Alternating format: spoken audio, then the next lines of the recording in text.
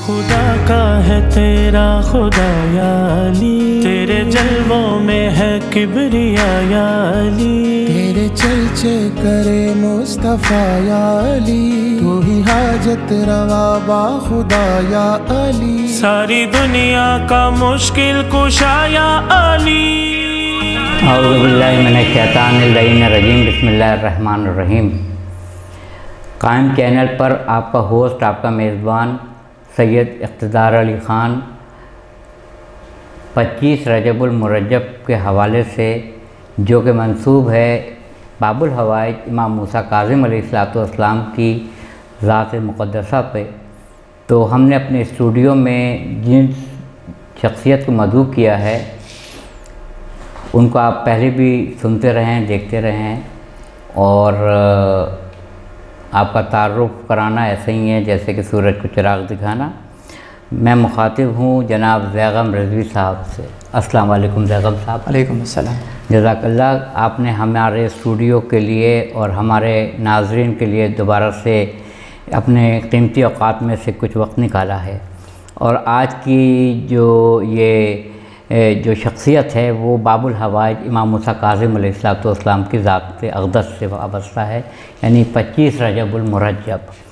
میں پہلا سوال آپ سے یہ کروں گا کہ آپ کی جو شخصیت ہے اس میں جو آپ نے جہاد عظیم کیا اس پہ کچھ روشنی ڈالی ہے۔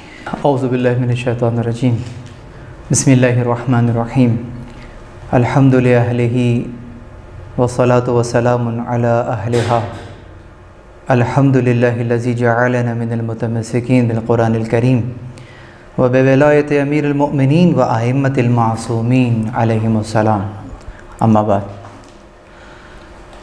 حضرت امام موسیٰ کاظم علیہ السلام کا جہاد، اور کس انداز سے، کس ماحول میں آپ نے وہ جہاد انجام دیا، لیکن اس سے قبل کہ میں اس سوال کا جواب دوں، پہلے اس لفظ پر بات کرنا چاہوں گا کہ جہاد کسے کہتے ہیں۔ جی، ثقافت اسلامی کے بہت سارے الفاظ ایسے ہیں تمدن اسلامی میں جو ہم اپنے روزمرہ زندگی میں استعمال تو کرتے ہیں، لیکن ان الفاظ کو ان کے معنی کے ساتھ استعمال نہیں کرتے، یعنی جو ان کے حقیقی معنی ہیں۔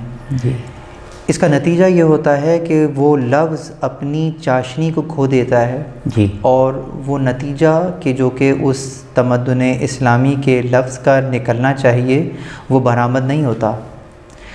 جی، انہی الفاظ میں سے ایک لفظ جہاد ہے۔ جی، جہاد یعنی جس کو کہتے ہیں کہ ایک سعی، کوشش کہ جو کہ کسی نیک مقصد کے لیے کی جا رہی ہو، یعنی جہاں پر چاہے وہ انفرادی کوشش ہو یا اجتماعی کوشش ہو، ایک اجتماعی سعی ہو یا انفرادی سعی ہو، اس کو ہم جہاد کے عنوان سے یاد کرتے ہیں۔ اسی لیے وہ طالب علم جو گھر سے نکلتا ہے اپنے جہل کو مٹانے کے لیے، تو گویا وہ جہل کے خلاف جہاد کر رہا ہے، سبحان اللہ، علم حاصل کرنے کے لیے گھر سے نکل رہا ہے۔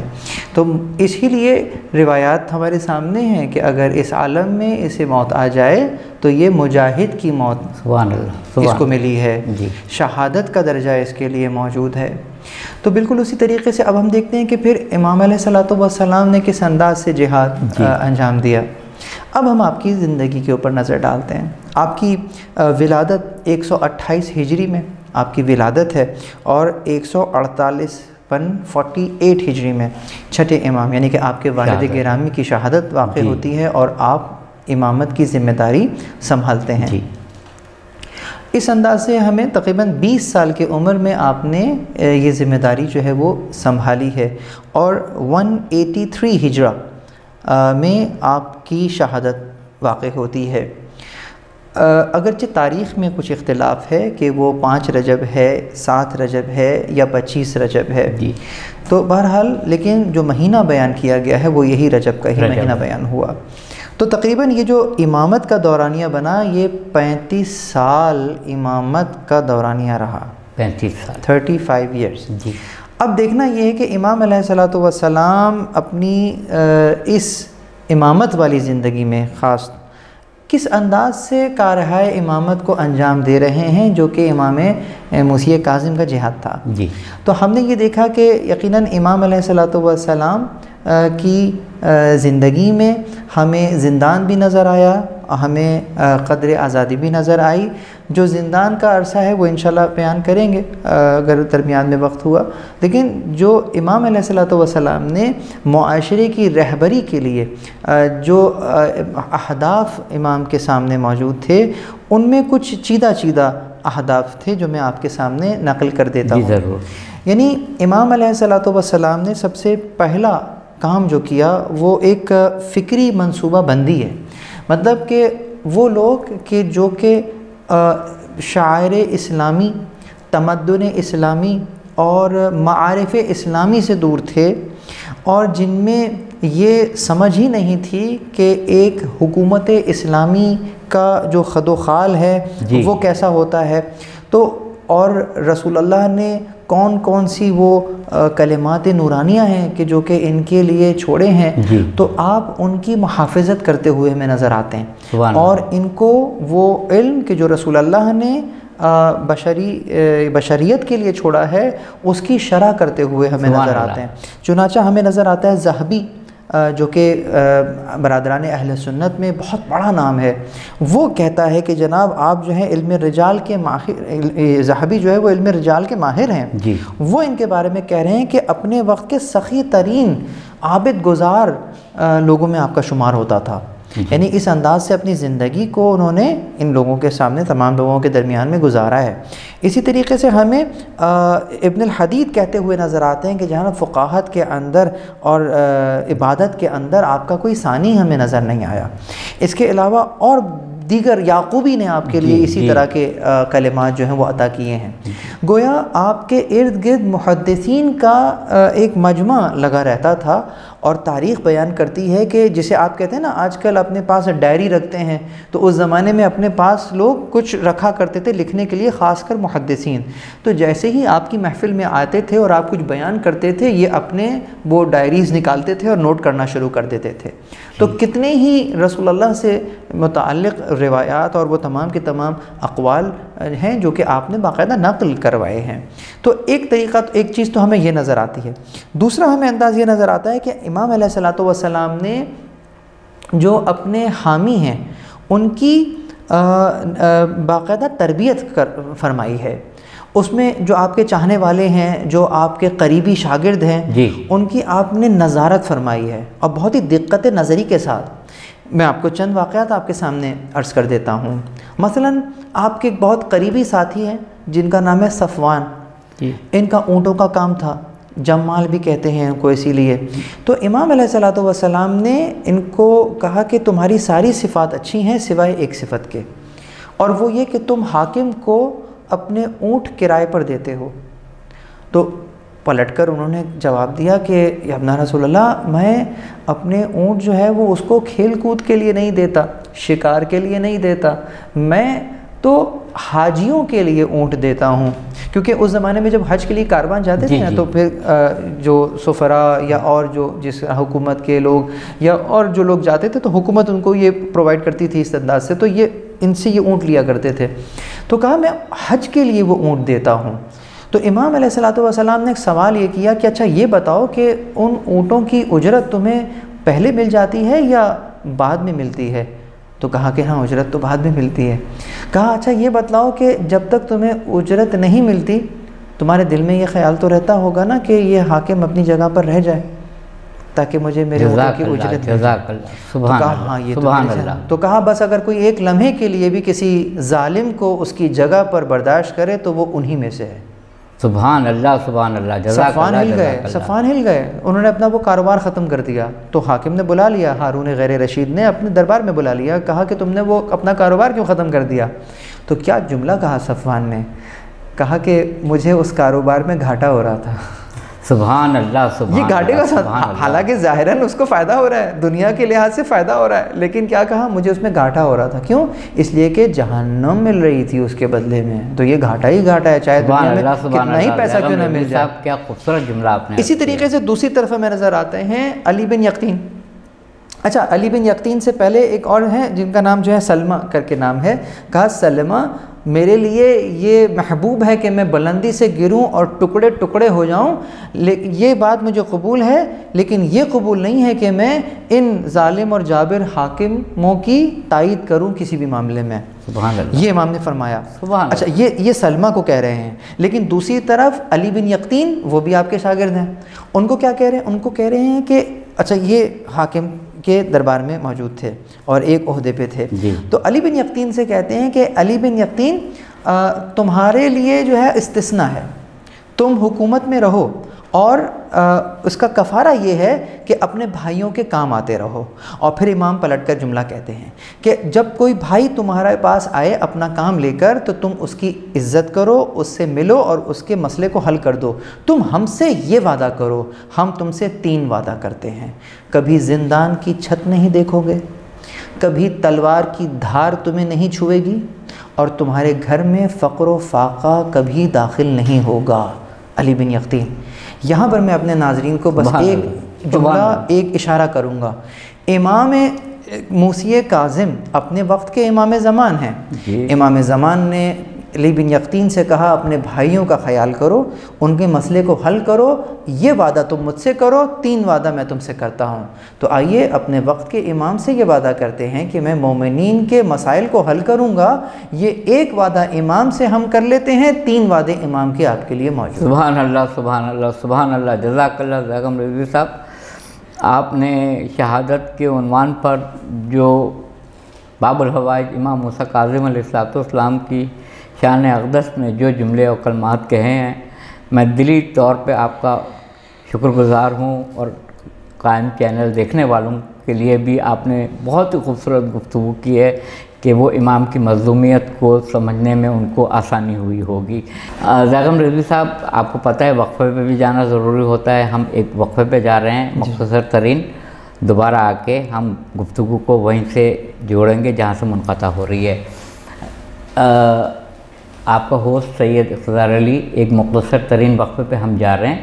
جیسے ہی وقفے سے واپس آئیں گے دوبارہ سے زاغم رضوی صاحب سے گفتگو کا سلسلہ وہیں سے ہم جوڑیں گے. تیرے جلووں میں ہے کبریا یا علی، تیرے چرچے کرے مصطفیٰ یا علی، تیرے جلووں میں ہے کبریا یا علی، تیرے چرچے کرے مصطفیٰ یا علی. ہم دوبارہ وقفے سے واپس آئے ہیں اور اس باب الحوائج کی شخصیت پہ گفتگو کر رہے ہیں، امام موسیٰ کاظم علیہ السلام کی. اور آپ کا نام جیسے ہی آتا ہے آنسو بے اختیار نکلتے ہیں. تو ہم دوبارہ سے زاغم رضوی صاحب کی خدمت میں آتے ہیں اور امام کے بارے میں کچھ معلومات ان سے ہم سنتے ہیں. ہم دوبارہ وقفے سے واپس آ کے آپ سے یہ سوال دوبارہ ایک سوال پوچھیں گے کہ امام کی کتنی مدت زندان میں گزری اور وہ کیا عوامل تھے جن کے تحت آپ کو زندان میں رکھا گیا؟ دیکھیے، اس دور کے اوپر اگر ہم نظر ڈالتے ہیں، خاص طور پہ خلفائے بنو عباس کی طرف ہم دیکھتے ہیں، تو وہاں مسئلہ رسول اللہ سے ایک تو قرابت داری جتلانے کا مسئلہ ہمیں نظر آتا ہے، اور وہ اس انداز سے گاہے بگاہے اپنے آپ کو رسول اللہ کے قریبی ہونے کا احساس دلاتے ہیں، اور لوگوں کو میں اپنا تعارف اس انداز سے کراتے ہیں کہ ہم رسول اللہ کے رشتہ دار ہیں، اور چونکہ ہم رشتہ دار ہیں تو ہم حکومت کرنے کے بھی اہل ہیں. یعنی کہ اپنے حکومت کی استحکام کے لیے، اپنے حکومت کے کو انڈورس کرنے کے لیے وہ رسول اللہ کے ساتھ نسبت اور رشتہ داری کو بنیاد بناتے تھے. یہ واقعہ بھی ہمیں ایک نظر آتا ہے کہ خود رسول اللہ کے روضے مبارک پر جب ہارون آتا ہے اور آنے کے بعد جو ہے وہ سلام کرتا ہے کہ اے میرے چچا کے بیٹے آپ پر سلام ہو، السلام علیکم یا ابن عم، اور یہ کہہ کر سلام کرتا ہے اور لوگوں سے کی طرف اس انداز سے تعارف کراتا ہے کہ یہ ہمارے چچا کے بیٹے ہیں. امام موسی کاظم بھی اس وہیں پہ موجود تھے. آپ آپ کی قبر کے نزدیک آئے، رسول اللہ صلی اللہ علیہ وآلہ وسلم کی سراہنے آ کر آپ نے پھر اس انداز سے سلام کیا کہ السلام علیکہ یا جدہ، اے ہمارے جد آپ پر سلام۔ جب یہ سنا تو ہارون کو بہت غصہ آیا، طیش میں آ گیا اور کہا کہ آپ یہ سمجھتے ہیں کہ آپ ہی بہت زیادہ قریب ہیں۔ تو امام نے پلٹ کر ہارون سے ایک سوال کر لیا کہ ہارون یہ بتلا کہ اگر معجزے سے اس وقت رسول اللہ یہاں تشریف لے آئیں اور تجھ سے تیری لڑکی کا ہاتھ مانگیں جی تو کیا تو انہیں انکار کر دے گا؟ کہا نہیں، یہ تو میرے لیے شرف ہے۔ بس پھر آپ نے جواب دیا کہ اے ہارون سن لے، وہ ہم سے یہ سوال نہیں کر سکتے کیونکہ ہم ان کا خون ہیں، سبحان اللہ، ہم ان کی اولاد ہیں۔ سبحان اللہ۔ تو جو قرابت تو کہہ رہا ہے وہ قرابت واہ ہم تجھ سے زیادہ رکھتے ہیں اس معاملے میں۔ واہ اگر تو قرابت ہی معیار ہے تو وہ قرابت بھی ہم تجھ سے زیادہ رکھتے ہیں، تو نہیں رکھتا۔ اس قدر طیش میں آیا کہ امام کو گرفتار کرنے کا حکم دے دیا۔ اب ہمیں نظر یہ آتا ہے کہ 179 ہجری سے 183 ہجری تک یہ جو 4 سال ہیں یہ امام کی قید مسلسل ہے، اور اس قید کا نتیجہ امام کی شہادت پر نکلتا ہے۔ یہ 4 سال کی قید مسلسل جسے کہتے ہیں۔ اس سے پہلے کے 10 سال یہ آپ کی نظر بندی ہے، مطلب کہ کبھی کسی جیل میں ہیں، کبھی کسی جیل میں ہیں، اور کبھی جیل میں نہیں ہیں، فقط گھر میں ہیں لیکن نظر بند کیا ہوا ہے۔ تو اس اعتبار سے اگر جس کو ہم کہیں گے آف اینڈ آن رہائی قید کو دیکھیں تو وہ 14 سال کا عرصہ بن جاتا ہے، جس میں آخری کے 4 سال جو ہیں وہ امام مسلسل جو ہے وہ نہ صرف یہ کہ جیل میں ہیں بلکہ انتہائی سخت حالات کا سامنا امام کر رہے ہیں۔ مجھے ایک روایت نظر آتی ہے کہ ایک ملنے والا امام سے ملنے آتا ہے، اور وہ اس انداز سے جب معلوم چلا کہ اس جیل میں موجود ہیں تو وہاں جو دربان تھا اس سے کسی انداز سے کسی سفارش سے پہنچ گیا اور کہا کہ بس ایک نظر دکھا دو امام کو۔ تو اس نے بہت ہی بلندی سے اوپر سے دیکھا، ایک تہخانے کے طور پہ نظر آ رہا ہے نیچے، کہا دیکھو وہ تمہارے امام ہیں۔ تو کہنے والا کہتا ہے کہ جب میں نے دیکھا تو وہاں ایک کپڑا پڑا ہوا تھا، تو میں نے کہا کہ یہ امام کہاں ہیں؟ یہ تو کپڑا ہے۔ کہا اسی کپڑے کے نیچے ہی تمہارے امام ہیں۔ امام اتنے لاغر ہو گئے تھے، اتنے کمزور ہو گئے تھے کہ آپ کا بدن نازنین اس کپڑے میں دکھائی نہیں دے رہا تھا، اس قدر امام کے اوپر صعوبتیں اور مصیبتیں امام پر گزری ہیں۔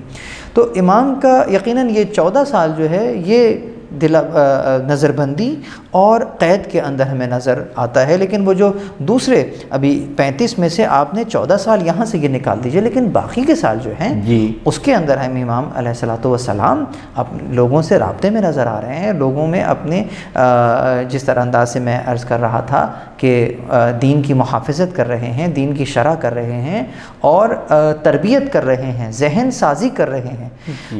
یعنی آپ کے بابا نے جس مدرسے کو چھوڑا تھا جہاں 4000 لوگ آ کر تعلیم حاصل کر کے چلے گئے، جہاں پہ بڑے بڑے اکابرین ہمیں نظر آتے ہیں، خود امام اعظم ابو حنیفہ فرماتے ہیں کہ لولا سنتان لحلق النعمان، اگر نعمان کی زندگی میں 2 سال نہ ہوتے جو کہ انہوں نے جعفر صادق علیہ الصلوۃ والسلام کے ساتھ گزارے ہیں تو نعمان ہلاک ہو جاتا۔ وہ تمام کے تمام لوگ جو ہیں وہ آپ 7ویں امام ہی کے گرد جمع ہوئے ہیں، اور وہاں سے آپ نے کسب فیض کیا ہے اور رسول اللہ سے کے اقوال کو نقل کیا ہے۔ تو یہی دور ہے کہ جس کے اندر امام علیہ الصلوۃ والسلام جو ہیں وہ اپنی کارہائے امامت کو جو ہے وہ انجام دے رہے ہیں۔ بہت شکریہ بیگم رضوی صاحب، آپ نے بالکل صحیح انداز میں امام موسیٰ کاظم علیہ السلام پہ جو مظالم ہوئے اور زندان میں جو آپ کے روز شب گزرے، کتنے عرصے پہ محیط تھے، اس سے پہلے اور اس کے بعد جس تفصیل کے ساتھ بیان کیا ہے، یقیناً ہمارے دیکھنے والے ناظرین کو یہ بہت اہم معلومات آپ نے فراہم کی ہے، جزاک اللہ۔ میں آخر میں ایک سوال آپ سے پوچھتا ہوں کہ وہ ائمہ ہمارے یا وہ ائمہ تاریخ کے اوراق پہ جو زندان میں تھے، ان کو کن وجوہات کی بنیاد پہ زندان میں رکھا گیا تھا؟ حاکم وقت کو ان سے کیا خوف تھا جس کی وجہ سے ان کو زندان میں رکھا گیا؟ اس پہ دیکھیں شاعر نے بھی کیا خوب کہا ہے نا کہ شتیزہ کار رہا ہے جہاں میں تائم روز، چراغ مصطفی سے شرار بولہبی. تو یہ تو ازل سے یہ سلسلہ جاری ہے کہ جو طاغوت ہے وہ کبھی بھی خدا کی ولایت کو قبول نہیں کرتا. تو امام علیہ الصلوۃ والسلام چونکہ ذہن سازی فرما رہے ہیں اور حکمرانوں کے ظلم پر سے پردہ اٹھا رہے ہیں اور لوگوں کے شعور کو بلند کر رہے ہیں اور ان کے جہل کو کاٹ رہے ہیں، کیونکہ جو ظلم ہے اس کی حکومت جہل ہی پر قائم ہو سکتی ہے. اگر آپ جہل ختم کر دیجئے تو دنیا کے طاغوت ختم ہو جائیں گے. فرعون پھلتا پھولتا ہی اس وقت ہے کہ جب اس کے لوگ آپس میں تفرقہ اور فرقہ در فرقہ ہو جاتے ہیں. قرآن کہہ رہا ہے تو فرعون کو ختم کرنے کے لیے طریقہ ہی یہی ہے کہ آپس میں متحد ہو جائیں، فرعون خود بخود ختم ہو جائے گا. امام علیہ الصلوۃ والسلام یہی کام انجام دے رہے تھے اور یقیناً کسی بھی ظالم حاکم کو یہ کام اچھا نہیں لگے گا. اسی لیے یہ خود ایک سوال ہے عالم اسلام سے کہ یہ ہستیاں انہوں نے زندان کے دیکھا، انہوں نے جیل کاٹی، لیکن آج تک کوئی ایک روایت نہیں ملتی کہ جو ان پہ فرد جرم ثابت کر دے. تو اب سوال یہ خود پیدا ہوتا ہے کہ ان کی زندگیاں یہ جو جیل میں گزر رہی ہیں ان پہ جرم کیا ثابت ہوا؟ ان پہ کوئی جرم نہیں لگایا جا سکا. کوئی یہاں تک کہ خود ظالم حاکم ہے وہ بھی ان کی اوصاف بیان کرتے ہوئے کہتا ہے کہ یہ بنی ہاشم کے رہبان میں سے ہے، مطلب کہ اس کو دنیا سے کوئی غرض نہیں ہے. تو کسی نے پوچھا کہ پھر تم نے ان کو قید کیوں کیا ہوا ہے؟ کہا کیا کروں، اس کے علاوہ کوئی چارہ بھی نہیں ہے.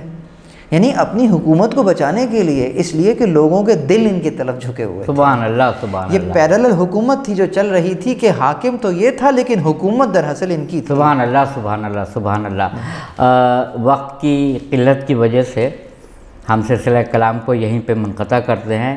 میں قائم چینل کی طرف سے اور اپنی طرف سے بھی آپ کا بے حد متشکر ہوں، شکر گزار ہوں کہ آپ نے ہمارے چینل کے لیے وقت نکالا، وقت دیا، اور وقتاً فوقتاً آپ کو ہم بلائیں گے کیونکہ ہمارے ناظرین آپ کی گفتگو سے فیضیاب ہو رہے ہیں.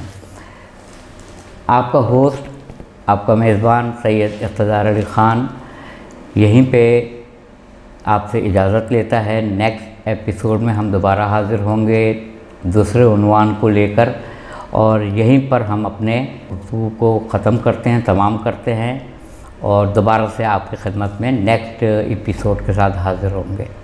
اس وقت تک اپنے ہوسٹ اقتدار علی خان کو اجازت دیجیے. خدا کا ہے تیرا خدا یا علی، تیرے جلووں میں ہے کبریا یا علی، تیرے چرچے کرے مصطفیٰ یا علی، تو ہی حاجت روا با خدا یا علی، ساری دنیا کا مشکل کشا یا علی.